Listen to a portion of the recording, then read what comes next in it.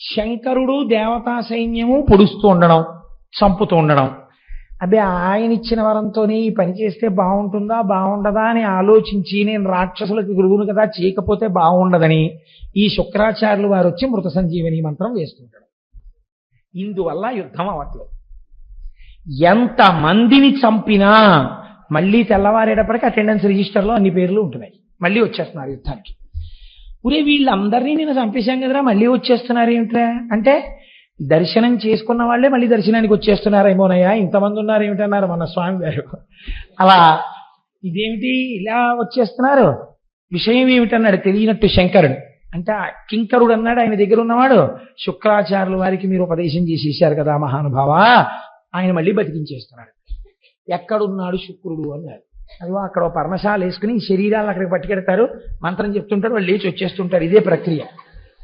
అందుకని ఇలా వెళ్ళి ప్రసాదం పుచ్చుకొచ్చేసినట్టు ఈ భౌతికాయాలు తీసుకుని అక్కడికి ఎడతారు. ఆయన ఇలా అంటారు, మళ్ళీ లేచి వెళ్ళిపోతుంటారు, పరిగెడుతుంటారు, వాళ్ళు యుద్ధానికి వచ్చేస్తుంటారు. అందుకని వాళ్ళకి భయం లేదు అసలు చావని. అందుకని వాళ్ళు దరదరా వచ్చేస్తుంటారు, యుద్ధం చేస్తుంటారు, చచ్చిపోతుంటారు, శరీరాలు పట్టుకెళ్తుంటారు, మళ్ళీ తీసుకొస్తుంటారు. ఇదే పెద్ద ఆట కింద ఉంది వాళ్ళకి. ఈశ్వర మీరు ఇచ్చిన విద్య, ఓహో నేనిచ్చిన విద్య శుక్రాచార్యుడు నాకే ఇబ్బంది కల్పిస్తున్నాడు అన్నమాట. శుక్రుణ్ణి పట్టి ఇక్కడికి తెండాను, దేవతలు వెళ్ళి శుక్రుణ్ణి పట్టి తీసుకొచ్చారు. శంకరుడు ఇప్పుడు శుక్రాచార్యుల వారు బయట ఉంటే ప్రమాదం, మృత సంజీవని వేసేస్తున్నాడు అందరికీ. ఎక్కడ దాచాలని చూసి ఎక్కడ దాచినా రాక్షసులు వెతికి తెచ్చుకుంటారు. అలా చేత్తో పట్టుకుని తీసుకుని నోట్లో పడేసుకుని గుడుక్కుని మింగేశాడు. ఇప్పుడు శుక్రాచార్యుల వారు శంకరుడి కడుపులోకి వెళ్ళిపోయి గర్భవాసం చేస్తున్నాడు. ఇది విచిత్రం. చిత్రం ఏమిటో ఎక్కడండి ఇది? నీ వరం నీకు బరువు అవుతుంది ఒకనాడు, కాబట్టి నువ్వు నా గర్భవాసం చేయవలసి ఉంటుంది. ఇప్పుడు ఆ కడుపులోకి వెళ్ళాడు. కడుపులోకి వెళ్ళి శుక్రాచార్యుల వారు తిరుగుతున్నాడు శివుడి కడుపులో. చూస్తుంటే బయట ఏమున్నాయో అన్నీ అక్కడే కనపడుతున్నాయి. అన్నీ కనపడుతున్నాయి కానీ తను ముట్టుకోవడానికి ఉపదేశాలు చేయడానికి వీలేం కుదరదు అక్కడ. అన్నీ శివుడిలో ఉన్నాయని ఏ స్తోత్రం చేశానో అది నేను చూస్తున్నాను అని పొంగిపోయాడు శుక్రాచార్యుల వారు. గురువు లోకంలో చేసేటటువంటి చాలా గొప్ప విషయం ఏమి, సదాశివ సమారంభాం అని కదా అంటాం. శంకరుడు గురువుగా ఎక్కడైనా అంటే నా ఉద్దేశం, శంకరుడు మీరు బాగా ఆలోచించవలసిన రీతిలో ఇలా జ్ఞానాన్ని అందించేటట్టుగా పరమ రాక్షసులైన వాళ్ళని చంపకుండా జ్ఞానులుగా మార్చాడా? అలా మారిస్తే అది చమత్కారం కదండి, అసలు చాలా ఆశ్చర్యం కదా. అప్పుడు వాడి జీవితం పందిరైంది. గురువు ఈ పందిరి వెయ్యాలి. గురువు యొక్క లక్షణం ఏంటంటే, పాదురేపు బాగా కాయాలంటే పందిరి ఒక్కటి జాగ్రత్తగా వేసి తీగని పందిరి మీదకి పెట్టేస్తే అందించేస్తే చాలు, ఇంకేం లేదు. ఏం చేయాలంటే రోజు మొదట్లో చెంబుడు నీళ్లు వస్తుండాలి. అలా అవతల వారి మనస్సు ఈశ్వరుణ్ణి అల్లుకునేటందుకు వీలుగా అందమైనటువంటి పందిరిని నిర్మాణం చెయ్యాలి. ఈ పందిరి ఈశ్వరుడి పట్ల ఆభిముఖ్యము, ఇది సత్యమే, ఇది మనం వినాలి, ఇది తెలుసుకోవాలి, ఇది ఆచరించాలి అనేటటువంటి బుద్ధి భక్తుని యందు కలిగేటట్టుగా ముందు గురువు నడవాలి. గురువుకు ఆ నడువడి లేదనుకోండి, యజమానే పందిరి లేదనుకోండి, పాది ఏం చేస్తుంది? గురువుకే లేదనుకోండి అటువంటి నడువడి. కేవలం నోటి మాట చెప్తే దానివల్ల ఎవరిని అనుసరిస్తాడు శిష్యుడు? గురువును అనుసరించడానికి గురువు దగ్గర ఏది చాగబుద్ధి. కనుక పందిరి వెయ్యగలగాలి, నీళ్లు మొదట్లో పొయ్యగలగాలి. ఎప్పుడు నీళ్లు పోసినా ఆది వస్తువు ఏదో ఆ ఈశ్వరుడు గురించే మాట్లాడుతుండాలి. ఎటువైపుకి వెళ్ళిపోతుండండి, మళ్ళీ అక్కడికి వచ్చేయాలి. చూశారా ఈశ్వరుడు అంటుండాలి. అది బాగా బలం అవుతుంది పాదుకి. అంతేగాని మీరు పందిరంతా నీళ్ళు వేయాలి ఏంటంటే పందిరి బలంగా ఉండడానికి. పందిరి మొదట్లో నీళ్లు పోస్తే చాలు, చక్కటి కుదురు కట్టి నీళ్లు అటు ఇటు పోకుండా రోజు చెంబుడు నీళ్లు. గురువుగారు తన దగ్గరికి వచ్చిన వాళ్ళతో రోజు ఈశ్వరుడు యందు పునిక కలిగేటట్టుగా చక్కగా 4 మాటలు చాలు. ఆ పందిరి కావలసినన్ని ఫలాలను ఇచ్చేస్తుంది. ఈశ్వరుడు అంత గమ్మత్తుగా ప్రవర్తిస్తాడు. సదాశివ సమారంభాం అండంలో రహస్యం. మీరు ఇప్పుడు అవధరించండి. పూర్వకాలంలో భృగువు అనబడేటటువంటి మహర్షి, కవి అని నామాంతరమైంది. ఆ భృగువుకి ఒక కుమారుడు, ఆయనకి భార్గవుడు అని పేరు. ఇలా కూడా పూర్వకాలంలో ఉండేది, వాళ్ళందరూ భార్గవులే. ఇంకా ఆయన ఆ కుమారుడి పేరు భార్గవుడు. ఆయన తల్లి పేరు ఉషన. చాలా చిత్రంగా ఉంటాయండి. ఆవిడ పేరు ఉషన. భార్య పేరు ఊర్జస్వతి. పౌరాణికంగా ఉండేటటువంటి పేర్లని మీరు తీసుకుని వాటి వెనకాతల ఉండే రహస్యం ఏమిటో, ఆ పేరు ఎందుకు పెట్టారో, ఆవిడ అలా ఎందుకు ప్రవర్తించిందో మీరు విచారణ చేస్తే అబ్బాయి ఎంత మంచి పేరులో అనిపిస్తుంది మీకు. ఈ ఊర్జస్వతి ప్రియవ్రతుని యొక్క కుమార్తె. ఈ ప్రియవ్రతుడెవరు? ఉత్తానపాదుని యొక్క సోదరుడు. మీకు ఇప్పుడు ఉత్తానపాదుడు అనేటప్పటికి ఎవరు గుర్తు రావాలి? ధ్రువుడు జ్ఞాపకం రావాలి. అంటే ఏదో జరగబోతోంది. అంటే వంశంలో ముందు ఎక్కడికి వెళుతోంది? ఇతపూర్వం ఆకాశంలో ఒక గ్రహాలన్నీ తిరగడానికి ఆలవాలమైనటువంటి స్తంభముగా ఎవరు నిలబడ్డారో అటువంటి వాడు పుట్టిన వంశంలోని పిల్ల ఇక్కడికి వచ్చింది. ఇప్పుడు ఆవిడ కడుపున పుట్టాడు. ఇది సంస్కార బలాలంటే. ఒక్కొక్క మహాపురుషుడి యొక్క కుమార్తె, ఒక్కొక్క వంశంలోంచి వచ్చిన పిల్ల సుక్షేత్రమవుతుంది. ఆమె ఒక మహాపురుషుడికి జననమివ్వడానికి కావలసినటువంటి తేజస్సుతో కూడిన క్షేత్రం అయి ఉంటుంది. కనుక కోడల్ని ఇంటికి తెచ్చుకోవడంలో మర్యాద ఎందుకు చూసుకోవాలి, జాగ్రత్త ఎక్కడ చూడాలంటే ఇక్కడే చూడవలసి ఉంటుంది. ఇన్ని ఆలోచిస్తే అలాంటి కోడల గురించి వెతుకుతూ కూర్చుంటే పిల్లాడికి వయసు అయిపోదు కదా అని కూడా అనుమానంగా ఉంటుంటుంది నాకు ఒక్కొక్కసారి. సరే, ఇప్పుడు నాకు అంత తొందరగా అవసరం ఏం లేదనుకోండి, కాబట్టి నేను నిదానంగా ఆలోచించుకోవచ్చు, హడావిడి. కాబట్టి ఇప్పుడు ఆమె ఊర్జస్వతి. ఊర్జస్వతి భృగువు యొక్క భార్య. ఈ ఊర్జస్వతి భృగువుల యొక్క కుమారుడు భార్గవుడు. ఈయనకి మళ్ళీ 4 కుమారులు కలిగారు ఆ భార్గవునకు. వాళ్ళ పేర్లు చండు మొదట ఆయన పేరు, అమర్కుడు రెండో ఆయన పేరు, త్వాష్ట్రుడు ఒక ఆయన పేరు. ఈ మొదటి ఇద్దరి పేర్లు విన్నప్పుడు మీకు ఏం గుర్తొస్తుంది? చండు, అమర్కుడు. వీళ్ళిద్దరే రాక్షస జాతికంతటికీ గురువులు. ప్రహ్లాదోపాఖ్యానంలో ప్రహ్లాదుడికి పాఠాలు నేర్పిన రాక్షస గురువులు చండు, అమర్కుడు. కాబట్టి ఇప్పుడు ఈ పైన భార్గవుడు ఎవరు మీరు పట్టేసేయగలగాలి. చండామర్కుల ఇద్దరు కూడా ఎవరి కొడుకులు? శుక్రాచార్యులు వారి కొడుకులు. ఈయనకి మరి శుక్రుడన్న పేరు ఎలా వచ్చింది? భార్గవుడు కదా, అంటే బిరుదునామం అయి ఉండాలి. అసలు పేరుని బిరుదునామం కప్పేసింది. అంత కీర్తి ఎక్కడి నుంచి వచ్చింది మీరు విచారణ చేయవలసి ఉంటుంది. ఇప్పుడు చండు, అమర్కుడు, త్వాష్ట్రుడు, ధరాత్రుడు 4 కుమారులు పుట్టారు. ఈయనకి ఒక కోరిక పుట్టింది భార్గవుడికి. ఇది సృష్టిలో చాలా చిత్రమైనటువంటి కోరిక. మీరు ఇతపూర్వం పురాణం విన్నప్పుడల్లా ఒక విషయాన్ని రోజు వింటున్నారు. ఎవడైనా రాక్షసులు సాధారణంగా ఏం కోరుతారు? అయ్యా నీ చచ్చిపోకూడదంటారు. నీ చచ్చిపోకూడదంటే వాడి ఉద్దేశం ఏమిటంటే ఆత్మకి చావు లేదు కాబట్టి ఇంకేం చచ్చిపోకూడదు, శరీరం చచ్చిపోకూడదు అంటే బ్రహ్మగారు అంటారు అలా కుదరదు, ఇంకో మాట చెప్పండి అంటారు. అంటే వాడు ఏదో పెద్ద లిస్టు చెప్తాడు. చెప్తే బ్రహ్మగారు అంటారు తథాస్తు అంటారు. వెంటనే మహానుభావుడు శ్రీమన్నారాయణుడు దానికి మినహాయింపు వచ్చేటట్టుగా ఒక అవతారం తీసుకుంటాడు. తీసుకుని సంహరించేస్తాడు. ఇది అడిగిన వాడు ఉండడు, వెళ్ళిపోతాడు. ఈ మధ్యలో కొంత అల్లరి చేస్తాడు వాడు. వాడు మొదటి కన్ను ఏమిటంటే దేవలోకం మీదకి వెళ్ళిపోతూ ఉంటాడు, చేస్తుంటాడు. ఇంతే కథ, ఎక్కడికి వెళ్ళినా అంతే. కాబట్టి ఇంత తపస్సు చేసి చచ్చిపోకూడదని కోరేవాళ్ళు రాక్షసులు. ఋషులు తపస్సు చేసి ఇంకా మేము పుట్టకూడదంటారు. వాళ్ళు దీనికి విరుద్ధం అడుగుతారు, ఇంకా మేము పుట్టకూడదు. ఇంకా మళ్ళీ పుట్టడం అంటే ఏంటి? శరీరం పుచ్చుకోకూడదు. శరీరం పుచ్చుకోకూడదంటే వాళ్ళు ఏమవ్వాలి? మోక్షం పొందాలి, అంటే ఈశ్వరుల్లో కలిసిపోవాలి. వాళ్ళంటారు మాకు మళ్ళీ పుట్టుకొద్దంటారు. వీళ్ళంటారు మేము సావకూడదంటారు. సావకూడదని అడిగిన వాళ్ళు చచ్చిపోతుంటారు, పుట్టకూడదని అడిగిన వాళ్ళు పుట్టకుండా అయిపోతూ ఉంటారు కదండి. నాకు చావు పుట్టుకలతో భయం లేదన్నవాడు కూడా చావు పుట్టుకకి అతీతంగానే వెళ్ళిపోతాడు. అది విచిత్రం. శంకరాచార్య వారు అలాగే అడిగారు. అయితే అది ఇంకా పెద్ద స్థాయి అలా అడగడం. అసలు నిజంగా మీరు ఆ స్థాయిల గురించి వింటుంటే ఇంకా గమ్మత్తుగా ఉంటుంది. కాబట్టి ఇప్పుడు ఈయన ఈ రెండు కోవలకి చెందడి భార్గవుడు.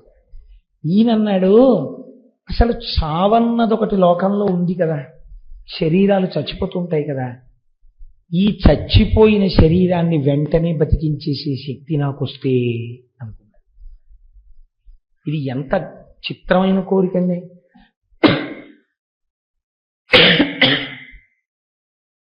డాక్టర్ చదివే వాళ్ళు కూడా చచ్చిపోకుండా ఉంచేయడం కోసం మేము చదువుతున్నామని చెప్పరు. దేనికి చదువుకుంటారు అంటే, అలా ఉంచితే డాక్టర్లు చచ్చిపోతున్నారు కదండి, అది మరీ దారుణం కదా, అలా డాక్టర్లు మాత్రం చంపకుండా చావకుండా ఉంచగలరు ఏమిటి? చావకుండా చావు వచ్చే లోపల వచ్చే బాధ పెట్టే రోగాల్ని ఈశ్వర స్వరూపంతో తగ్గించేసి బాధ తగ్గిస్తారు. బాధ తగ్గించగలిగిన వాడు ఈశ్వరుడైతే, ఆ ఈశ్వర రూపంలో వైద్యుడున్నాడు కాబట్టి వైద్యో నారాయణో హరి ప్రథమో దైవ్యో భిషక్.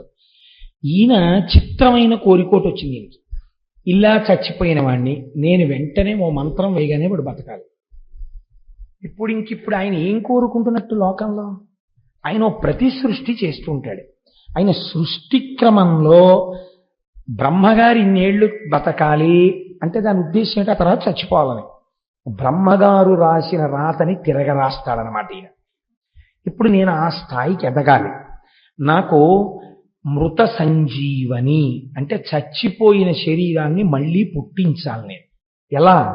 మళ్ళీ ఇంకో శరీరంతో పుడితే బ్రహ్మగారి గొప్పతనం. అలా కాదు, ఏ శరీరంతో చచ్చిపోయాడో అక్కడ మళ్ళీ వాడు పుట్టియాలి. మళ్ళీ అదే శరీరంతో, అంతే వయస్సులో, అంతే ముడతలు పడిన శరీరంతో, అంత బలంతో వాడు చచ్చిపోతే మళ్ళీ అంత బలంతో వాడు పుట్టియాలి. అలా నేను చెయ్యగలమా?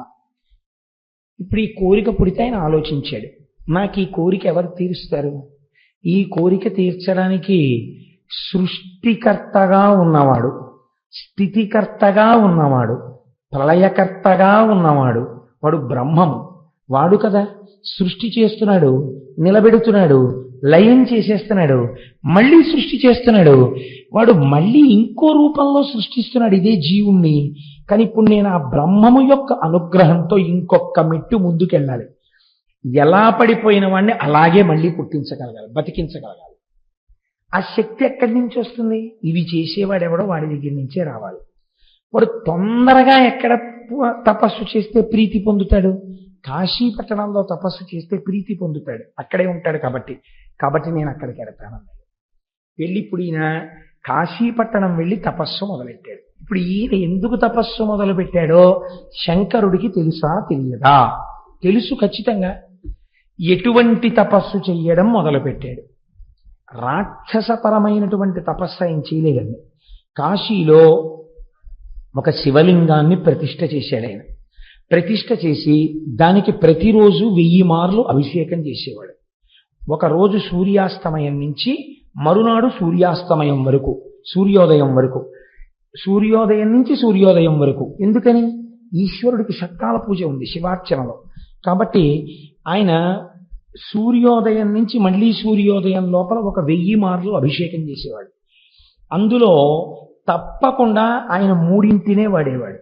ఇదే అభిషేకానికి ఉన్న గొప్పతనం. మొదటిది పంచామృతములను వాడాడు. ఆ పంచామృతముల యొక్క శక్తే వేరండి అసలు. ఎప్పుడైనా మీకు వీలైనప్పుడు పంచామృతములు అభిషేకము అని ఒక ఉపన్యాసం చెప్తాను. పంచామృతాలు వాడాడు. 2 శుద్ధ జలం వాడాడు. ఎందుకని? పంచామృతాలు వాడాడు అంటే శుద్ధ జలం వాడాడు అని అర్థం. అభిషేకం చేసేటప్పుడు ఒక పదార్థాన్ని వాడి రెండో పదార్థాన్ని శివలింగం మీద వెంటనే పోస్తే అది అపచారం.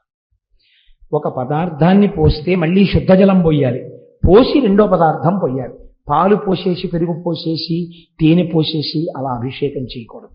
పాలు పోస్తే నీళ్లు పోయాలి. అందుకే శుద్ధ జలంతో ఒక పాత్ర పక్కన పెట్టుకోవాలి, ఒక పెద్ద బిందె, దాని దగ్గర ఒక చెంబు పెట్టుకుని పాలు పోసి నీళ్లు పోయాలి. అందుకే కదా నిన్న పొద్దున్న అభిషేకం చేసేటప్పుడు ప్రతి పదార్థానికి మళ్ళీ శుద్ధ జలంతో చేశాను. కాబట్టి అలా మార్చి చేస్తారు. కాబట్టి ఇప్పుడు పంచామృతములతో అభిషేకం అంటే మధ్యలో తప్పకుండా ఏది వాడబడింది? శుద్ధ జలం వాడబడింది. దానితో పాటు ఈశ్వరుడు చాలా తొందరగా ప్రీతిపాత్రుడై 10 మందిని బతికించేటట్టుగా, అంటే కడుపున పుట్టినటువంటి వాళ్ళు ఇబ్బంది లేకుండా సంతోషంగా ఆయురారోగ్యాలతో ఉండాలంటే గంధోదకంతో అభిషేకం చేయాలి. అందుకని గంధోదకాన్ని వాడాడు. ఎందుకు వాడాలి? 10 మంది చచ్చిపోయిన వాళ్ళని మళ్ళీ బతికించాలనుకుంటున్నాడు. అప్పుడు వాళ్ళందరూ తనకి బిడ్డల పట్ల మళ్ళీ పుట్టిన వాళ్ళు, ఇప్పుడు ఇంత శక్తి కావాలి కాబట్టి గంధోదకం వాడాడు.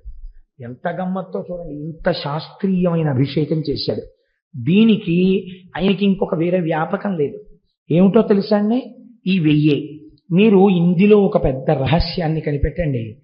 ఇలా చేసేటప్పుడు భార్గవుడు పరమశివుణ్ణి అభిషేకానంతరం అర్చన చెయ్యాలి. మళ్ళీ లఘువుగానైనా సరే పొడిగా తుడిచేసి వస్త్రం కట్టి అభిషేకం చెయ్యాలి, అర్చన చెయ్యాలి.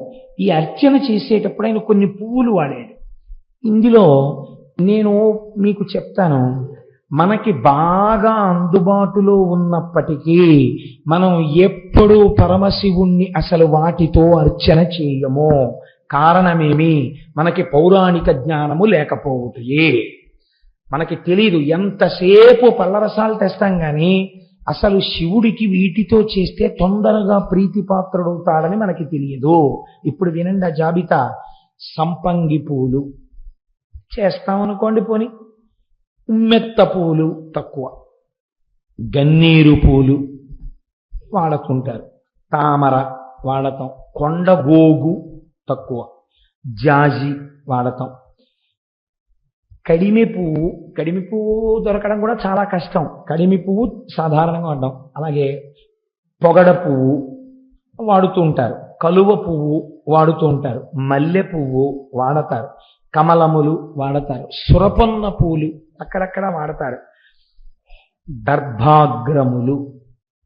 ఇవాళ మేము అభిషేకం చేస్తున్నామండి. అభిషేకం తర్వాత అర్చన చేయడానికి దర్భాగ్రములు సిద్ధం చేసుకున్నాము అన్న వాళ్ళ ఎంతమంది ఉన్నారో నాకు చూపించండి. శివాభిషేకం చేసిన తరువాత కొత్త దర్భలు తీసుకొచ్చి వాటి తలుక చివుర్లు తుంపి ఒక ఆకులో వేసుకుని చక్కగా శివనామాలు చెప్తూ ఆ దర్భాగ్రములతో పూజ చేయాలి శంకరుడికి. ఎందుకు చెప్పండి అలా పూజ చేయడం? దాని వెనకాతల ఒక పెద్ద రహస్యం ఉంది. ఒక మంత్రం చెప్తుంటారు. ఆ మంత్రం చెప్పినప్పుడు గడ్డిపరకని అలా ముట్టుకుంటే, గడ్డిపరక అంటే దర్భ, ఆ దర్భని ఇలా ముట్టుకుంటే సర్వ పాపములు నశించిపోతాయి. అందుకే సీతమ్మ తల్లి రావణాసురుడితో మాట్లాడేటప్పుడు గడ్డిపరకని పెట్టడానికి కారణం అది. పరపురుషుడు కామంతో చూస్తున్నవాడు, రాక్షసుడు భర్త పక్కన లేనప్పుడు ఆయనతో మాట్లాడుతోంది కాబట్టి ఆ పాపం పోవడం కోసమని గడ్డిపరక పెట్టి మాట్లాడేదావిడ. కాబట్టి దర్భాగ్రములు, మామిడి చిగుళ్ళు తీసుకొచ్చి శివలింగానికి పూజ చేయాలి. మామిడి చిగుళ్లతో పూజ చేశామండి. నాకు తెలిసి సభలో, నాకు తెలిసి ఉండొచ్చు మహాత్ములు, కానీ చాలా మార్లు దగ్గరగా ఇప్పటికీ 100 మాటలు 200 మాటలు దాటిపోయిందేమో నాకు తెలిసి లక్షపత్రి పూజ చేస్తుంటారు. వెంకయ్యమ్మ గారి సభలో ఉన్నారా? దుర్వాంకురం అంటే దర్భల యొక్క చివుళ్ళు దర్భలంత పెరిగిన వాటిని తెచ్చుకోలేకపోతే చక్కగా ఏ మలమూత్రములు విసర్జింపబడని చోట పెరిగినటువంటి గడ్డి యొక్క చివుళ్ళు లేదా గడ్డి, మనం విఘ్నేశ్వరుడికి పూజ చేస్తాం కదండి, అటువంటి దుర్వాంకురములు. ఎలా ఉండేవాడు అలా ఉంటేనే లోకానికి సంతోషంగా ఉంటుంది. ఇప్పుడు ఈ విశ్రాంతి ఎంత ప్రమాదం తెచ్చిందో ఓసారి చేతులు తీసి చూడన్నారు. ఆవిడ చేతులు తీసేటప్పటికి ఏమైందో తెలుసా అండి? సూర్య చంద్రౌచ నేత్రే వందే శంభుముమాపతిం సురగురుం వందే జగత్కారణం వందే పన్నగభూషణం మృగధరం వందే పశూనాం పతిం వందే సూర్య శశాంక వన్ని నయనం. సూర్యుడు, చంద్రుడు, అగ్నిహోత్రము 3 కనులై ఉన్నాయి. ఇవి 3 శక్తి స్వరూపంతో అమ్మవారు పరాచికానికి మూస్తే సమస్త బ్రహ్మాండములు చీకటైపోయాయి. అన్ని ప్రాణులలో వేడి తగ్గిపోయి, అంటే లయం అయిపోయే స్థితి వచ్చేసి. ఇప్పుడు ఇది జరగకూడని ప్రళయ ప్రకృతి. ఇంత చీకటి ఒక భయంకరమైనటువంటి లయకార స్థితిలోకి వెళ్ళిపోయింది లోకం. ఇది ఎవ్వరు ఊహించనిది. ఈ కొట్టుమిట్టాడిపోతున్న స్థితిలో సమస్త బ్రహ్మాండములు చీకటిని పొంది అమ్మవారిలా చేతులు తీయగానే మరి వెంటనే ప్రకాశించే ఈలోగా హఠాత్తుగా జరిగిన ఈ సందర్భం ఒక ఉపాధి స్వరూపాన్ని పొందేసి శివచేష్టితముగా అంధకారం వలన పుట్టినవాడు కాబట్టి కళ్ళు లేకుండా నల్లటి పిల్లాడోడు పుట్టి ఏడుపు మొదలెట్టాడు. ఏడుపు మొదలుపెట్టి వాడు పర్వత సదృశ్యుడై అలా పెరిగిపోయి ఆకాశం అంత అయిపోయి కనపడ్డ వాటిని తీసి నోట్లో పడేసుకుంటాడు. వీడెవరండో అంటే అమ్మవారు నీ కొడుకే అన్నారు. అయ్య బాబోయ్ వీడు నా కొడుకేమిటండి అంది. నువ్వు కళ్ళు ముయ్యడం వల్ల పుట్టాడు కనుక వాడు నీకు నాకు కొడుకే. మనం ఎవరం? జగత పితరౌ వందే పార్వతీ పరమేశ్వరవు. ఇప్పుడు వాడిని చంపేయడమో ఏదో చేయడానికి వీల్లేదు. ఏం చేయాలి? కాపాడాలి. కాబట్టి వాడిని పిలిచి ఒరే నువ్వు అలా తినీకు మనుషుల్ని వాళ్ళని అడవిలో తిరుగుతుండు అని అరణ్యానికి పంపించేశారు. ఈలోగా హిరణ్యాక్ష హిరణ్యకశిపులు మీకు తెలుసున్న వాళ్ళే. భగవంతుడు నేను ఎంచుకోకుండానే ఆయన వరుసక్రమాన్ని నిర్ణయించేశాడు. దీని తరువాత నువ్వు ఇది చెప్తే శ్రోతలకి తేలిగ్గా అర్థమైపోతుందని. మీరు భాగవతంలో హిరణ్యాక్ష హిరణ్యకశిపుల గురించి విన్నారు. హిరణ్యాక్షుడికి కొడుకులు లేకుండానే హిరణ్యకశిపుడికి కొడుకులు కలిగారు. వీడికి బాధ కలిగి కొడుకులు పుట్టట్లేదని శంకరుడు గురించి తపస్సు చేశాడు. శంకరుడు ప్రత్యక్షమయ్యాడు. ఏం కావాలని అడిగాడు. వాడబ్బో చాలా ధర్మం చెప్పాడు. ఇప్పుడు ఎన్నున్నా ఓ కొడుకు ఉండాలి కదండి, ఆ కొడుకు లేకపోతే సంతానం లేకపోతే తృప్తి ఉండదు కదా, నాకు ఓ కొడుకుని ఇప్పించాను అన్నాడు. నీకు సరిపోయే కొడుకోడు పుట్టి పెరుగుతున్నాడు రోయ్, వాడు నా కొడుకే అనుకోవచ్చు కాబట్టి నువ్వు వాడిని తీసుకెళ్లి పెంచుకో. దత్తత ఇచ్చేశాడు. వాడు వీడిని తీసుకెళ్లి పెంచుకున్నాడు. శివుడి కొడుకు కదని. ఎవరు వాడు? అంధకుడు అంధకాసురుడయ్యాడు. వాడెందుకు సంతోషించాడు? ఋషులకి ఇస్తే వాళ్ళు తీసుకెళ్ళరు. ఇలాంటి వాడికి ఇస్తే అలాంటి వాడు బాగా కావాలి. అబ్బా భలే ఉన్నాడు రా, అంత ఎత్తు పెరిగిపోతున్నాడు, అన్నీ తినేస్తున్నాడు, ఇలాంటి కొడుకే ఉండాలి నాకని వాడు తీసుకెళ్ళాడు, పెంచుతున్నాడు. కానీ ఈలోగా తండ్రి అనుకోకుండా చచ్చిపోయాడు. అనుకోలేదు, ఆదివరాహమూర్తి వచ్చి వాడిని చంపవతల పారేశారు హిరణ్యాక్షం. పాపం వీడికి కళ్ళు లేవు, అంధుడు వీడు, అంధకాసురుడు. వాడి పేరే అంధకాసురుడు. 2 కళ్ళు లేవు, ఏమీ కనపడదు వాడికి, తినేస్తాడంతే వాడి తడుంకు. కాబట్టి నీకు రాజ్యం ఇవ్వడానికి కుదరదు అన్నారు దాయాదులు. మాకు కన్ను లేదనే కదా మీరు రాజ్యం ఇవ్వనంటున్నారు, నేను చతుర్ముఖ బ్రహ్మగారి గురించి తపస్సు చేసి కన్ను తెచ్చుకుంటానన్నాడు. అని వాడు వెళ్ళి తపస్సు మొదలెట్టాడు. తపస్సు మొదలెడితే తపస్సే. చతుర్ముఖ బ్రహ్మగారు ప్రత్యక్షం అయ్యారు. ఏం కావాలరా నాయనా నీకని అడిగారు. అడిగితే వాడెంత చిత్రమైన వాడో చూడండి, నాకు 2 కావాలన్నాడు. ఏమిటి 2 అన్నారు ఆయన. నాకు కళ్ళు లేవు, రాజ్యం ఇవ్వాలంటున్నారు, నాకు కన్ను ఈ లోకాన్ని చూడ్డానికి అన్నాడు. ఇస్తున్నాను అన్నాడు. రెండోది ఏమిటి అన్నాడు. నాకు పుట్టుకతోనే గొప్ప బలం ఉంది, లోకాన్ని పీడించగలిగిన బలం. ఆ బలంతో నేను లోకాలన్నింటినీ గెలవాలి కంటితో చూస్తూ. కానీ ఈ శరీరం చచ్చిపోకూడదు. అంటే బ్రహ్మగారు అన్నారు, ఇది ఒకటి కుదరదు, నా జ్యూరిస్డిక్షన్లో లేదు, నీ ముందు ఇలా చాలా మంది అడిగారు, ఇంకో మాట చెప్పు, నువ్వే చెప్పు ఎవరి చేతిలో చచ్చిపోతావు అన్నాడు. అంటే వాడు కాసేపు ఆలోచించి వాడు అన్నాడు, అయితే నేను అడుగుతాను, బాగా వినండి. ఉత్తమ జాతి, మధ్యమ జాతి, కనిష్ట జాతి స్త్రీల యందు ఉండేటటువంటి లక్షణములు అన్నీ కూడా ఏ తల్లి నుండి ప్రసరిస్తున్నాయో, ఏ తల్లి భూతకాలమునందు, భవిష్యత్ కాలమునందు, వర్తమాన కాలమునందు, ఈ కాలములకు ముందు కాలములకు వెనక కూడా ఉంటుందో, ఏ తల్లి మహాసౌందర్య రాశి అయినప్పటికీ మనస్సు చేత వాచికముగా కాయికముగా అనుభవించాలన్న ఆలోచన రావడమే పాపహేతువో, ఏ తల్లిని లోకమంతా జగదంబ అని పిలుస్తుందో ఆ తల్లిని పొందాలన్న కోరిక నాకు పుట్టినప్పుడు నేను చచ్చిపోవాలన్నాడు. అంటే వాడి అసలు అలాంటి కోరికే కోరకూడదు కదండి. అదేం వెర్రి కోరిక. కొన్ని తప్పు మాటలు మాట్లాడుతుంటారు తెలిసో తెలియకో. మీరు చూడండి, లోకంలో ఒక పొరపాటు మాట ఒకటి ఉంటుంది. ఏంటంటే, నీకు ఎలాంటి భార్య కావాలి అని అడిగారు అనుకోండి, మా అమ్మలాంటి భార్య కావాలంటారు. నేను విన్నాను కొంతమంది దగ్గర. ఇది అంధక ప్రవృత్తి. అసలు అలా ఉపమానాలు వేయకూడదు. మా అమ్మగారు లాంటి పెళ్ళం కావాలంటే నాకు అనకూడదు. నువ్వు పొగుడుతున్నాను అనుకుంటున్నావు, అసలు ఆ భావన రాకూడదు. భార్య యందు భావన వేరు, నేను సభాముఖంగా చెప్పక్కర్లేదు. తల్లి యందు భావన వేరు. రెండిటిని పోల్చకూడదు, తల్లిని భార్యని.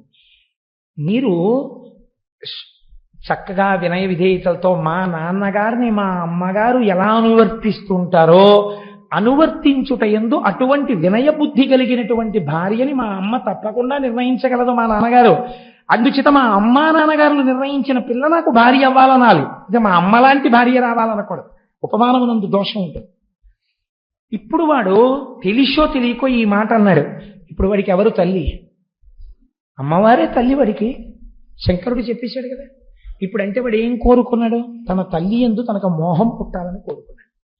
తథాస్తు అన్నాడు బ్రహ్మగారు. ఇప్పుడు ఏమవుతుంది? అదే జరుగుతుంది. ఒకనొకనాడు వీడి భటులు వెళ్ళారు. మందరగిరి పర్వత గుహలో కూర్చుని శంకరుడు తపస్సు చేసుకుంటున్నాడు. పార్వతీదేవి ఉపచారాలు చేస్తోంది. ఆవిడ్ని చూశారు, ఆయన్ని చూశారు. ఈ తపస్సు చేసుకునేవాడికి ఇంత అందమైన భార్య ఎందుకు? మనకు అంధకాసురుడికి అయితే బాగుంటుందని వాడికి చెప్పారు. వాడు కబురు చేశాడు, నీ భార్యను నాకు ఇచ్చి నువ్వు తపస్సు చేసుకోవడానికి వెళ్ళిపో, లేకపోతే చంపేస్తాను అన్నాడు. శివుడు అన్నాడు, నేను నిన్ను చంపేస్తాను తప్ప నీ చేతిలో నేను చచ్చిపోలేను. ఇలా కనపడుతున్నానని అలా అనుకుంటున్నావేమో, నేను యుద్ధానికి వస్తే చాలా తేడాగా ఉంటుంది. కాబట్టి అబ్బాయి నువ్వు ఇటువంటి మాటలు మాట్లాడరాదు. వాడికి ఇది అర్థం కాలేదు. అర్థం కాకపోతే శంకరుడప్పుడు తపస్సులో ఉన్నాడు. ఆయనకి తెలుసు వీడి యందు ఈ లక్షణము బాగా గట్టి పడాలి. గట్టి పడితే వీడు చచ్చిపోతాడు. కాబట్టి ఇప్పుడు ఆయన అన్నారు, ఏమిటి అల్లరంతాను నీ కోసం వాళ్ళు వస్తూ ఉండడం ఏమిటి, వాళ్ళేమో నేను భారీగా పొందాలనుకోవడం ఏమిటి, నన్ను అడుగుతుండడం ఏమిటి, నేను ఇక్కడ కూర్చోవాలంటే తపస్సు పాడైపోతుంది, నేను ఇంకో చోటుకి వెళ్ళిపోయి 1000 ఏళ్ళు తపస్సు చేసుకుంటాను, ఈ పాటలేవో నువ్వు పడనే వెళ్ళిపోయాడు. అంటే భార్యను వదిలేశాడని మీరు అనుకుంటున్నారా? కాదు. ఆయనకి తెలుసు వాడి పాపం పండడానికి తను మధ్యలో ఉండకుండా చూపు వాడు చూసి వాడు చచ్చిపోవాలి. కాబట్టి ఇప్పుడు ఆ అంధకాసురుడు అమ్మవారి కోసం అని చెప్పి యుద్ధం మొదలెట్టాడు. దేవతలందరూ అమ్మవారి పక్షం, రాక్షసులందరూ వాళ్ళ పక్షం. ఇది మీరు చాలా జాగ్రత్తగా వినండి సుమా. యుద్ధం జరిగింది. 1000 ఏళ్ళు అయిపోయింది యుద్ధంలో. అయిపోతే శంకరుడు తిరిగి వచ్చాడు. ఏమి ఇంకా అవలేదా, ఈ గొడవ తేలలేదా, ఇంకా వాడేం అయిపోలేదా అన్నాడు. ఇంకా అవలేదు, అవుతోంది గొడవ, యుద్ధం జరుగుతోంది మా మధ్య అన్నాడు. ఇంతలో ఒక చిత్రం జరిగింది. విఘసుడు అని ఒక రాక్షసుడు బయలుదేరాడు. వాడు నందీశ్వరుడి దగ్గర నుంచి చతుర్ముఖ బ్రహ్మగారి వరకు దేవతలందరినీ మింగేశాడు. వాడు నోట్లో పడేసుకాడు. ఇప్పుడు వాళ్ళందరూ వాడి కడుపులో తెలిపారు. ఏడి నందీశ్వరుడు అని అడిగాడు. ఆయన మింగేశాడు విఘసుడు అన్నాడు. ఇలాంటి రాక్షసులు కూడా ఉన్నారన్నమాటని శంకరుడు తన త్రిశూలంతో వాడి పొట్ట మీద పొడిచి నొక్కితే దేవతలందరూ మళ్ళీ నోట్లోంచి బయటపడ్డారు. బయటపడి మళ్ళీ వాళ్ళు శంకరుడి పక్షానికి వచ్చి యుద్ధం మొదలెట్టారు. ఇలా యుద్ధం మొదలు పెడితే వచ్చిన ఇబ్బంది ఏం లేదండి, కానీ ఒక్కటే ఇబ్బంది వచ్చింది. శంకరుడు దేవతా సైన్యము పొడుస్తూ ఉండడం, చంపుతూ ఉండడం.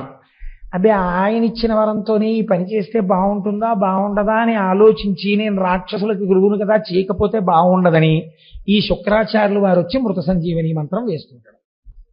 ఇందువల్ల యుద్ధం అవ్వట్లేదు. ఎంత మందిని చంపినా మళ్ళీ తెల్లవారేటప్పటికి అటెండెన్స్ రిజిస్టర్లో అన్ని పేర్లు ఉంటున్నాయి. మళ్ళీ వచ్చేస్తున్నారు యుద్ధానికి. ఊరే వీళ్ళందరినీ నేను చంపేశాం కదరా, మళ్ళీ వచ్చేస్తున్నారు ఏమిట్రా అంటే, దర్శనం చేసుకున్న వాళ్ళే మళ్ళీ దర్శనానికి వచ్చేస్తున్నారేమోనయ్యా, ఇంతమంది ఉన్నారు ఏమిటన్నారు మన స్వామి గారు. అలా ఇదేమిటి ఇలా వచ్చేస్తున్నారు, విషయం ఏమిటన్నాడు తెలియనట్టు శంకరుడు. అంటే కింకరుడు అన్నాడు ఆయన దగ్గర ఉన్నవాడు, శుక్రాచార్యుల వారికి మీరు ఉపదేశం చేసేసారు కదా మహానుభావ, ఆయన మళ్ళీ బతికించేస్తున్నాడు. ఎక్కడున్నాడు శుక్రుడు అన్నాడు. అదిగో అక్కడ పర్ణశాల వేసుకుని శరీరాలు అక్కడికి పట్టుకెడతారు, మంత్రం చెప్తుంటారు, వాళ్ళు లేచి వచ్చేస్తుంటారు. ఇదే ప్రక్రియ. అందుకని ఇలా వెళ్ళి ప్రసాదం పుచ్చుకొచ్చేసినట్టు ఈ భౌతికాయాలు తీసుకుని అక్కడికి వెడతారు. ఆయన ఇలా అంటారు, మళ్ళీ లేచి వెళ్ళిపోతుంటారు, పరిగెడుతుంటారు, వాళ్ళు యుద్ధానికి వచ్చేస్తుంటారు. అందుకని వాళ్ళకి భయం లేదు అసలు చావని. అందుకని వాళ్ళు దరదరా వచ్చేస్తుంటారు, యుద్ధం చేస్తుంటారు, చచ్చిపోతుంటారు, శరీరాలు పట్టుకెళ్తుంటారు, మళ్ళీ తీసుకొస్తుంటారు. ఇదే పెద్ద ఆట కింద ఉంది వాళ్ళకి. ఈశ్వర మీరు ఇచ్చిన విద్య, ఓహో నేనిచ్చిన విద్య శుక్రాచార్యుడు నాకే ఇబ్బంది కల్పిస్తున్నాడు అన్నమాట. శుక్రుణ్ణి పట్టి ఇక్కడికి తెండాను. దేవతలు వెళ్ళి శుక్రుణ్ణి పట్టి తీసుకొచ్చారు. శంకరుడు ఇప్పుడు శుక్రాచార్యుల వారు బయట ఉంటే ప్రమాదం, మృత సంజీవని వేసేస్తున్నాడు అందరికీ. ఎక్కడ దాచాలని చూసి ఎక్కడ దాచినా రాక్షసులు వెతికి తెచ్చుకుంటారు. అలా చేత్తో పట్టుకుని తీసుకుని నోట్లో పడేసుకుని గుడుక్కుని మింగేశాడు. ఇప్పుడు శుక్రాచార్యుల వారు శంకరుడి కడుపులోకి వెళ్ళిపోయి గర్భవాసం చేస్తున్నాడు. ఇది విచిత్రం. చిత్రం ఏమిటో ఎక్కడండి ఇది? నీ వరం నీకు బరువు అవుతుంది ఒకనాడు. కాబట్టి నువ్వు నా గర్భవాసం చేయవలసి ఉంటుంది. ఇప్పుడు ఆ కడుపులోకి వెళ్ళాడు. కడుపులోకి వెళ్ళి శుక్రాచార్యుల వారు తిరుగుతున్నాడు శివుడి కడుపులో. చూస్తుంటే బయట ఏమున్నాయో అన్నీ అక్కడే కనపడుతున్నాయి. అన్నీ కనపడుతున్నాయి, కానీ తను ముట్టుకోవడానికి ఉపదేశాలు చేయడానికి వీలేం కుదరదు అక్కడ. అన్నీ శివుడిలో ఉన్నాయని ఏ స్తోత్రం చేశానో అది నేను చూస్తున్నాను అని పొంగిపోయాడు శుక్రాచార్యుల వారు. పొంగిపోయాడు, కానీ బయట రాక్షసులు ఏమవుతున్నారు? ఒక్కొక్కడు చచ్చిపోతున్నాడు. ఆ చచ్చిపోవడాన్ని శివుడు కడుపులో చూస్తున్నాడు. ఆఖరికి అందరూ చచ్చిపోయారు. చనిపోయిన తర్వాత అంధకాసురుడు మిగిలాడు. ఇప్పుడు శంకరుడు ఏం చేశాడంటే వాడి త్రిశూలం పెట్టి గుచ్చాడు. ఇలాగా ఎండిపోయిన ఆకులు ఇలా గుచ్చి తీస్తుంటారు చూడండి, అలా కింద పడిపోయిన వాడికి త్రిశూలం గుచ్చాడు. చంపలేదు, చంపకుండా ఆ త్రిశూలాన్ని ఇలా పైకెత్తాడు. ఇప్పుడు వాడు ఆ త్రిశూలం మీద పడుకున్నాడు. పడుకుని ఇలా శంకరుడు త్రిశూలం పట్టు కూర్చున్నాడు. కూర్చుంటే పైనుంచి చేతులు చాపి ఆయన జటాజూటాన్ని పీకుతున్నాడు. అలా కొన్నాళ్ళు యుద్ధం జరిగింది. యుద్ధం కాదు, శంకరుడేం దానికి ప్రతీకారం చేయలేదు. అలా వాడు శంకరుడి జటాజూటం వంక కొన్నాళ్ళు అలా చూస్తూ ఉన్నాడు.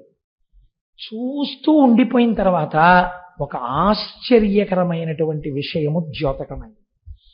ఈ కంటితో ఉన్న కంటితో ఇన్నాళ్ల నుంచి దేన్ని చూసి ఇవన్నీ అనుభవైక వేద్యములు అనుకుంటున్నాడో, త్రిశూలమునకు గుచ్చుకుని ఉండిపోయిన తరువాత వాడికి వీళ్ళు నా తల్లిదండ్రులు, లోకమునకే తల్లిదండ్రులు, నేను ఎంత పాపపు కోరిక కోరాను, నా పాపం ఎలా నిష్కృతవుతుందని అప్పుడు వాడు శంకరుడు యొక్క 108 నామములు చెప్పాడు. 108 నామములు చెప్పిన తర్వాత శంకరుడు త్రిశూలాన్ని కిందకి దింపి ఇలా అన్నాడు. వాడు ఊడి కింద పడ్డాడు. కింద పడి వాడు కన్నీరు వరదలై కారుతుండగా పార్వతీ పరమేశ్వరుల పాదాల మీద పడ్డాడు. అయ్యా, ఈ కంటితో చూస్తున్నది సత్యం అనుకోవడం తప్పైపోయింది. అందుకని ఒక తప్పు కోరిక కోరాను. ఈ త్రిశూలం మీద పడుకున్నాక నాకు అసలు విషయం అర్థమైంది. నా తప్పు మన్నించి నన్ను కరుణించమని అడిగాడు. నిన్ను ప్రమథగణాలలో ఒక గణాధిపతిగా తీసుకుంటున్నానని శంకరుడు గణాధిపతిగా తీసుకున్నాడు. అంధకాసురుడు శంకరుడికి కింకరుడైపోయి భక్తితో బతికేశాడు. ఆ 108 నామాలు పరమశక్తివంతం. దీని వెనకాతల ఉండే రహస్యం ఏమిటో మీకు నేను చెప్తాను కొద్దిసేపట్లో. మీరు కంగారు పడకండి.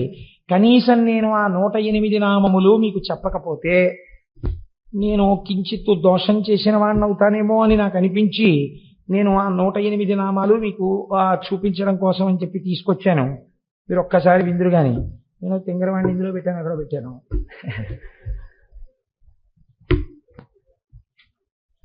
మీరు భక్తి శ్రద్ధలతో 108 నామాలు వినండి చాలు, నమస్కరిస్తూ. అలా చెప్తే ఏమైందో నేను తర్వాత చెప్తాను. అందుకే కొన్ని కోట్ల కోట్ల కోట్ల జన్మల తర్వాత తప్ప ఇవి వినరు అంది శాస్త్రం. ఇవి చదవరు. ఈ నామాలండి ఇంట్లో కూర్చొని చదువుకుంటే చాలు, అంత శక్తివంతాలు. ఎందుకని? త్రిశూలం మీద పడుకుని చెప్పాడు ఆయన 108 నామాలు. అవి మహాదేవుడు, విరూపాక్షుడు, చంద్రశేఖరుడు, అమృతుడు, శాశ్వతుడు, స్థాణువు, నీలకంఠుడు, పినాకి, వృషభాక్షుడు. అంటే వృషభము మీద కూర్చుని ఉండేవాడు కాబట్టి వృషభాక్షుడు, మహాజ్ఞేయుడు, పురుషుడు, సర్వకామదుడు, కామారి, కామదహనుడు, కామరూపుడు, కపర్ది, విరూపుడు, గిరిశుడు, భీముడు, సృక్కి, రక్తవస్త్రుడు, యోగి, కామదహనుడు, త్రిపురఘ్నుడు, కపాలి, గూఢవ్రతుడు, గుప్తమంత్రుడు, గంభీరుడు, భావగోచరుడు, అణిమాది గుణాధారుడు, త్రైలోక్యైశ్వర్యదాయకుడు, వీరుడు, వీరహనుడు, ఘోరుడు, విరూపుడు, మాంసలుడు, పటువు, మహామాంసాదుడు, ఉన్మత్తుడు, భైరవుడు, మహేశ్వరుడు, త్రైలోక్యద్రావణుడు, బుద్ధుడు,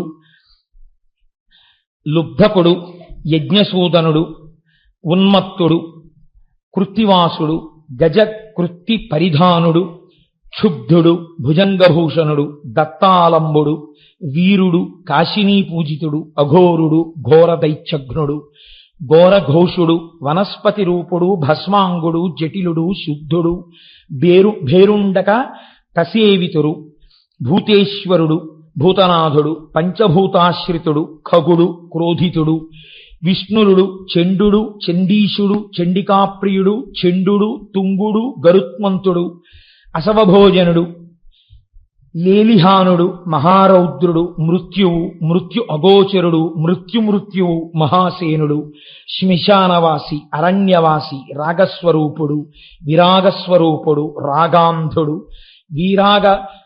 వీతరాగ శతార్చితుడు, సత్వగుణుడు, రజోగుణుడు, తమోగుణుడు, అధర్ముడు, వాసవానుజుడు, సత్యుడు, అసత్యుడు, సద్రూపుడు, అసద్రూపుడు, అహేతుకుడు, అర్ధనారీశ్వరుడు, భానువు, భానుకోటి శతప్రభుడు, యజ్ఞ స్వరూపుడు, యజ్ఞపతి, రుద్రుడు, ఈశానుడు, వరదుడు, నిత్యుడు, శివుడు.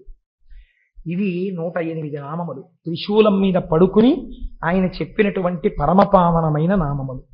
ఇందులో ఉండేటటువంటి రహస్యాన్ని మీరు అర్థం చేసుకోండి. మనందరం కూడా పార్వతీ పరమేశ్వరుల యొక్క బిడ్డలమే. కానీ మనకి ఉన్నటువంటి బ్రహ్మదత్తమైన నేత్రము, సృష్టి అందియబడిన నేత్రము దేనికి ఉపయోగపడుతోంది? నన్ను మీరు క్షమిస్తే కామక్రోధములను అనుభవించడానికి, నామరూపాత్మకంగా లోకంలో మీకు బాగా ఇష్టమనిపించినది కామం తెచ్చి ఇంట్లో పెట్టడానికి, దాన్ని అనుభవించడానికి. అది అనుభవైక వేద్యము కాలేదు అనుకున్నా, వేరొకడికి దక్కుతోందన్నా క్రోధం వచ్చి వ్యగ్రతతో ప్రవర్తించడానికి. పేపర్లు తీస్తే అవే కదండి తెల్లారితే. కాబట్టి ఇటువంటి కామక్రోధములకు ఆ కన్ను పనికొస్తోంది. దాని వలన మీరు ఉపయోగమును పొందలేకపోతున్నారు. ఈ కన్ను త్రిగుణములలో తిప్పుతోంది. అందుచేత ఎటువంటి స్థితిని పొందుతున్నాం మనం అంటే, కామమునకు వశులమై హద్దులేని స్థితిని పొందడమే ఆయన అడిగినటువంటి వరం. కాబట్టి ఇప్పుడు దీని వలన ఏది వస్తుంది? మృత్యు వస్తుంది, మళ్ళీ పుట్టుకొస్తుంది. పుట్టుక మృత్యువు లేని స్థితి రాదు. కానీ ఈ కన్ను ఈశ్వరుణ్ణి చూడ్డానికి ఎప్పుడు పనికొచ్చింది? త్రిశూలం మీద పడుకుంటే పనికొచ్చింది. త్రిశూలం అనగా ఏమి అంటే సత్వ రజస్తమోగుణాతీతమైన స్థితి. సత్వం అంటే కొంతసేపు సంతోషంగా ఉండడం, రజోగుణం అంటే పరిగెడుతూ ఉండడం, ఏదో సంపాదించాలి, ఏదో తీసుకొచ్చేయాలి, ఆ వస్తువు తీసుకొచ్చేయాలి, కోరికతో ఉండడం. తమోగుణం అంటే కోపంగా ఉండడం, పడుకుంటూ ఉండడం, నిద్రపోతూ ఉండడం, అలసత్వం, బుద్ధిజాడ్యం, ఇవన్నీ తమోగుణం. మనం ఈ మూడింట్లోనే తిరుగుతాం. కాసేపు సంతోషంగా ఉన్నట్టుంటాం, టికెట్లు ఇస్తున్నారు, కౌంటర్ తీశారనేటప్పటికీ ఎగబడిపోతాం, ఓ లైన్లో కూడా నిల్చాం. అప్పుడు మనని రజోగుణ ప్రకోపం, అక్కడే దెబ్బలాడుకోవడం, తమోగుణ ప్రకోపం. ఆ తర్వాత మైకట్టుకుని ఎవరో అరిస్తే లైన్లో నించోవడం, సత్వగుణం. కాబట్టి ఏమైంది? నిన్న దెబ్బలాడుకున్న వాళ్ళే మర్నాడు పూజకు పట్టుపంచ కట్టుకుని వచ్చి ఎంతో భక్తి ప్రపత్తులతో పూజ చేస్తాడు. ఏమనుకోవాలి? సత్వగుణం. మీరు కావలసిన కోరిక కోరుకోండి అని అనడమే భయం. మీ పాదముల యందు అచంచలమైన భక్తి నిమ్మనడం, ఏదో కోరికలు కోరుతాడు. రజోగుణం. ఈ 3 గుణములలో తిరగకుండా 3 గుణములకు ఆధారమైనటువంటి నిర్గుణం ఒకటి ఉన్నదే, అది శుద్ధ సత్వమును కూడా దాటిన స్థితి. అది త్రిశూలం. శంకరానుగ్రహంగా త్రిశూలం మీకు తగలాలి. ఈశ్వరుడు అనుగ్రహించాడు, తగిలించాడు. తగిలించి పైన పెట్టాడు. దృష్టికోణం మారిపోయాడు.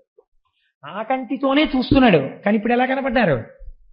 తల్లిదండ్రులుగా కనపడ్డారు. వాళ్ళని చేరడాన్ని కోరుకున్నాడు, అంతే.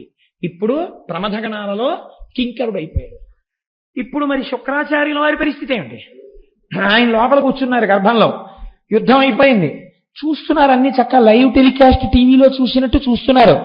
ఓర్నాయనో, నేను ఎవరి కోసం అందరినీ బతికించానో ఆ అంధకాసురుడు శివుడి ప్రమథగణాల్లోకి వెళ్ళిపోయాడు. ఇప్పుడు యుద్ధం లేదేం లేదు, బయటంతా ప్రశాంతం.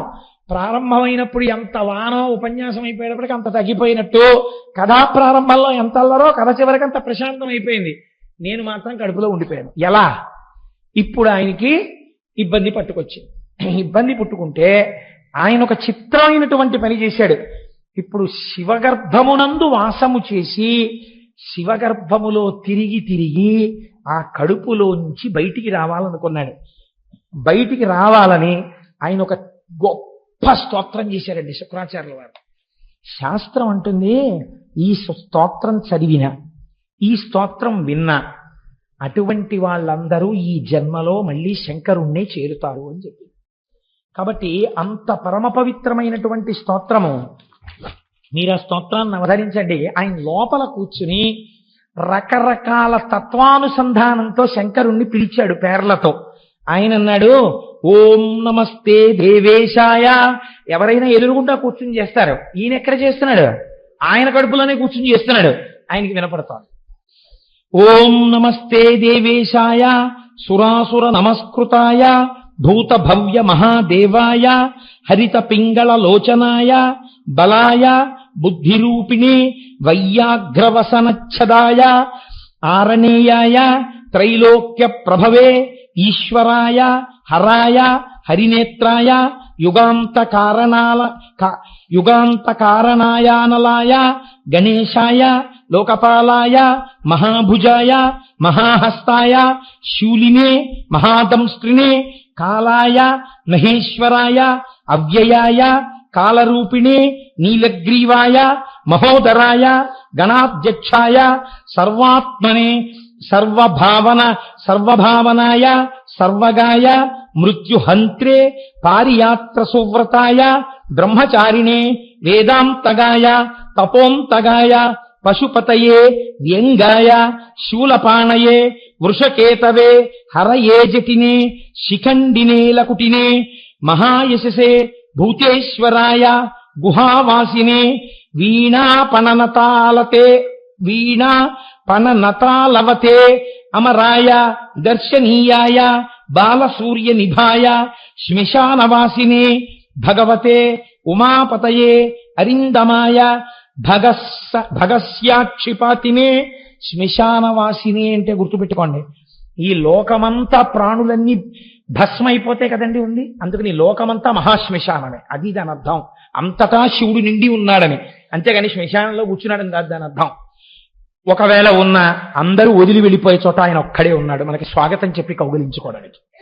కాబట్టి శ్మశానవాసిని భగవతే ఉమాపతయే అరిందమాయ భగస్యాక్షిపాతిని పూష్టో దశనాశనాయ క్రూరకర్తకాయ పాశహస్తాయ ప్రళయకాలాయ ఉల్కాముఖయాగ్నికేతవే మునయే దీప్తాయ నిశాంతపతయే ఉన్మయతే జనకాయ చతుర్థకాయ లోకసత్తామయాయ వామదేవాయ వాగ్దాక్షిణ్యాయ వామతో భిక్షవే భిక్షురూపిణే జటినే స్వయం జటిలాయ శక్రహస్త ప్రతిస్తంభకాయ వసూనాం స్తంభకాయ క్రతవే క్రతుకరాయ కాలాయ మేధావినే మధుకరాయ చలాయ వానస్పత్యాయ వాజసనేతి సమాశ్రయ పూజితాయ జగద్ధాత్రే జగత్కర్త్రే పురుషాయ శాశ్వతాయ ధ్రువాయ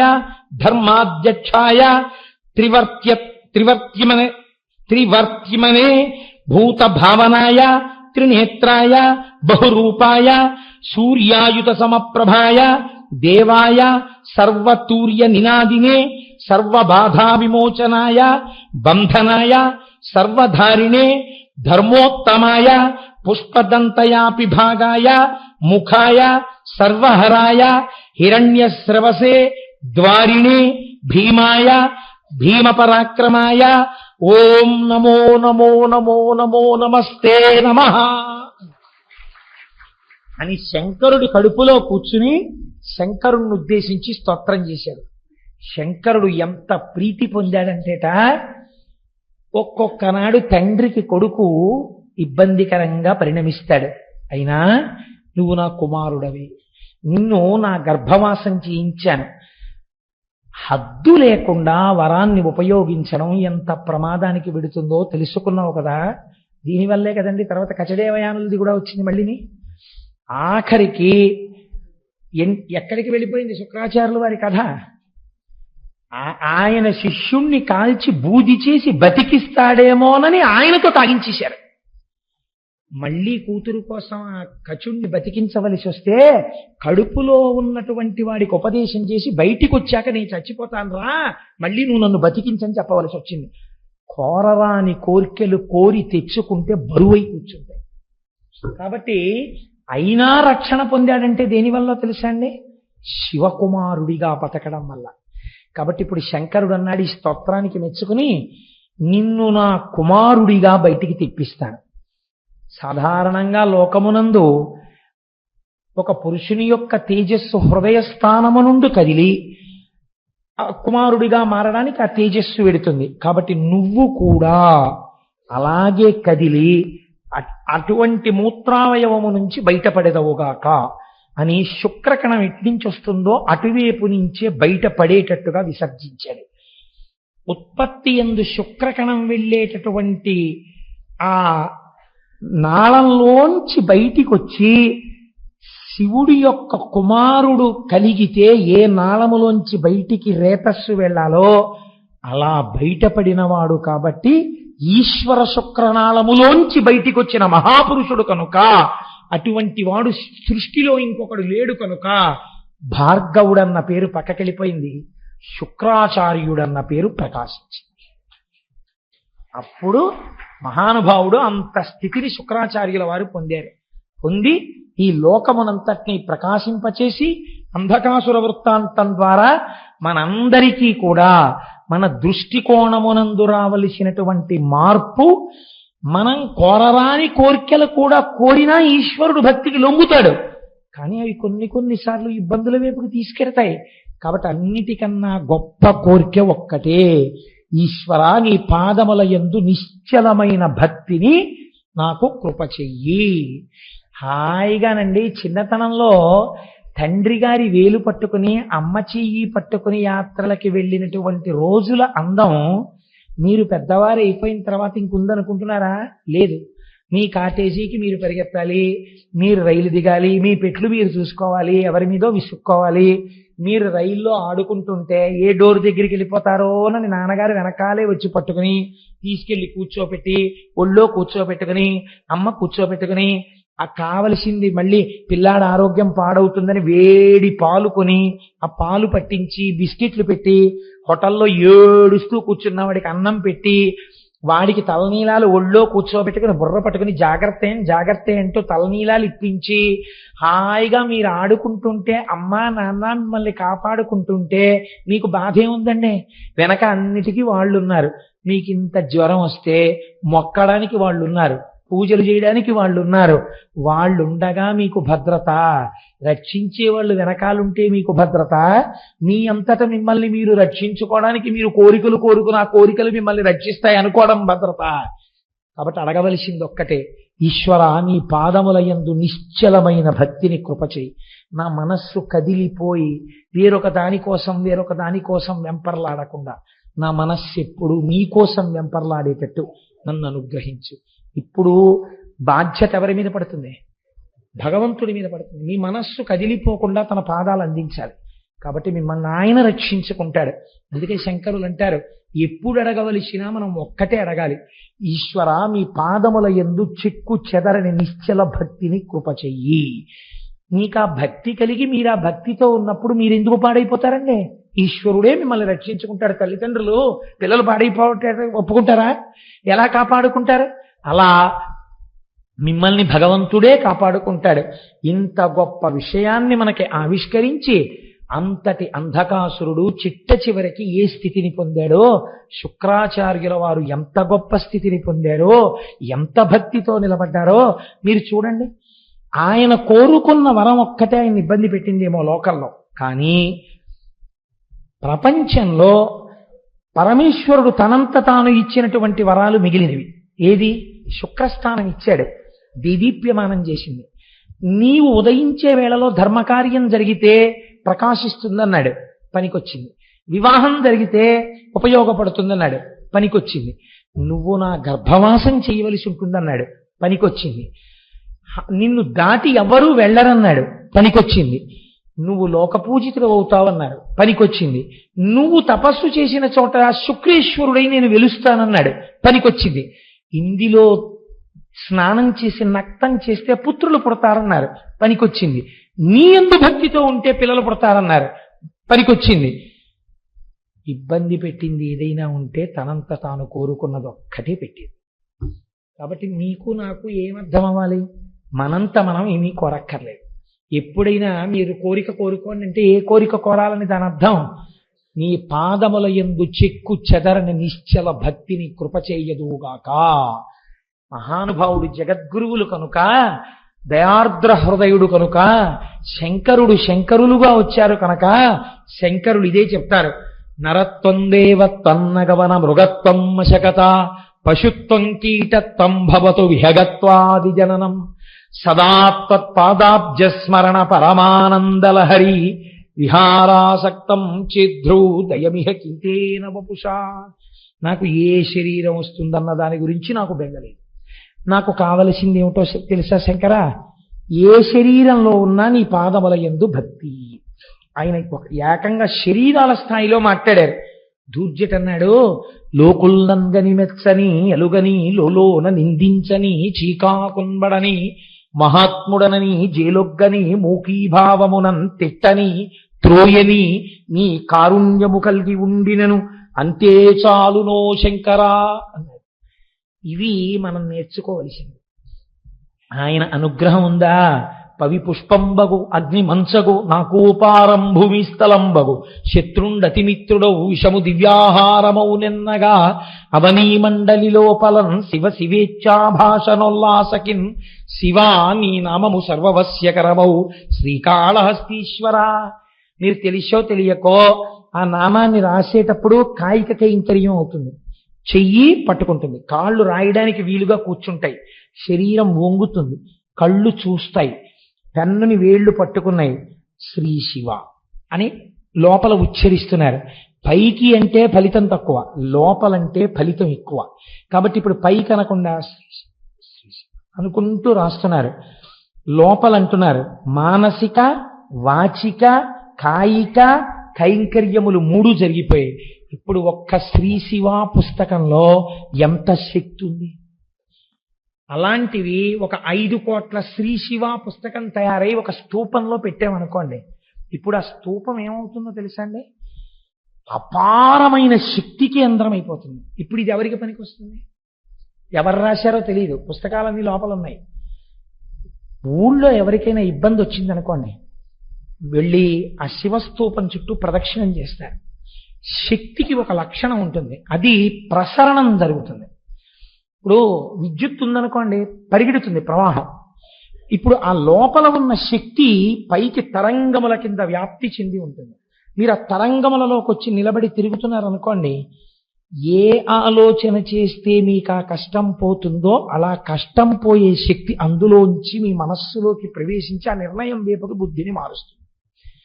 కాబట్టి ఊళ్ళో ఉన్న వాళ్ళని రక్షించుకోవడానికి పరమాత్మ పేరు రాసి స్తూపం కట్టుకోవాలి కదా. రామనామం ఎంత గొప్పదో శివనామము అంతే గొప్పది. శివుడు రాముడని 2 లేవుగా, ఇప్పుడేగా విన్నారు మీరు. మహానుభావుడు చేసినటువంటి స్తోత్రం. ఆ శుక్రాచార్యుల వారు గరుత్మంతుడవు కూడా నువ్వే అని చెప్పారు. ఉన్నది ఒక్కటే పదార్థం. ఈనాడు మనకి నామం రాసే అవకాశం వచ్చింది, రాశాం. ఈశ్వరుడు అటువంటి ప్రచోదనం ఇచ్చాడు. మళ్ళీ ఎప్పుడైనా మనకి అవకాశం వస్తే రామకోటి కూడా రాసి రామనామాలకు స్తూపం కడదాం.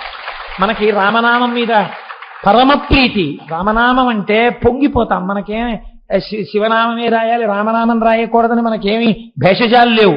ఇవాళ ఈశ్వరుడు మనకు ఆ ప్రచోదనం ఇచ్చాడు, శివనామం రాస్తున్నాం. రేపు ఈశ్వరుడు మళ్ళీ ప్రచోదనం ఇస్తే ఈ స్తూపం కాదంటే రామనామ స్తూపం కూడా కడదామండి అని మీ అందరూ సంతోషపడ్డారనుకోండి. నిన్న ఎందరో ప్రాంగణంలో కూర్చుని శ్రీ శివ రాస్తుంటే ఎంత సంతోషించానో నేను. ఎంత చక్కగా వీళ్ళందరూ ఆ పుస్తకాన్ని టైం వేస్ట్ అవ్వకుండా ఎలా రాసుకుంటున్నారా అనిపించింది. చక్కగా పుస్తకాలన్నీ స్తూపంలో వేస్తాం. ఇవాళ ఈశ్వరుడు ఆలోచన ఇచ్చాడు. ఏమో ఒకనాటికి ఈ దేవాలయ ప్రాంగణం ఎక్కడెక్కడ కోరికలు తీరని వాళ్ళు కాకినాడ వెళ్ళి అయ్యప్ప స్వామి గుడి ప్రాంగణంలో రామకోటి స్తూపం, శివకోటి స్తూపం, కృష్ణకోటి స్తూపం, అంబాకోటి స్తూపం, అన్ని స్తూపాలు ఉన్న ఏకైక దేవాలయం కాకినాడ అయ్యప్ప గుడి. వెళ్ళి ప్రదక్షిణాలు చెయ్యండి అని పిల్లల్ని పంపుతారేమో.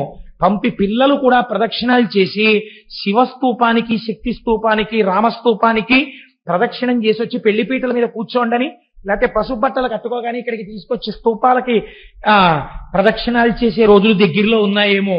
ఎంతమంది పసుపు బట్టలతో రావాలో ఈ గుడికి రాబోయే కాలంలో. కనుక మనందరం వినడం, చక్కగా దాన్ని ఆచరణలో పెట్టుకోవడం. మీరు విన్నారు కదా ఇప్పుడు శివానుగ్రహం అంటే ఎలా ఉంటుందో, శుక్రుడు ఏ స్థాయికి వెళ్ళగలిగాడు, అంధకాసురుడు సావవలసిన వాడు ప్రమదగణాల్లోకి వెళ్ళిపోయాడు. అది ఏ దృష్టికోణం మారడం వల్ల అటువంటి శాశ్వతత్వాన్ని పొందాడో అది మనం గ్రహించవలసినటువంటి నీతి. గ్రహించి ఆచరణాత్మకం చేసుకున్న నాడు మనం ధన్యులం అవుతాం. మనకి అటువంటి శక్తి ఈశ్వరుడు హేతుక కృపా కటాక్ష వీక్షణముల చేత ఆయన మనకిచ్చి రక్షించుగాక అని ప్రార్థన చేస్తూ రేపటి రోజున కూడా ఒక మహోత్కృష్టమైనటువంటి విషయాన్ని ఆవిష్కరించే ప్రయత్నం చేస్తాను.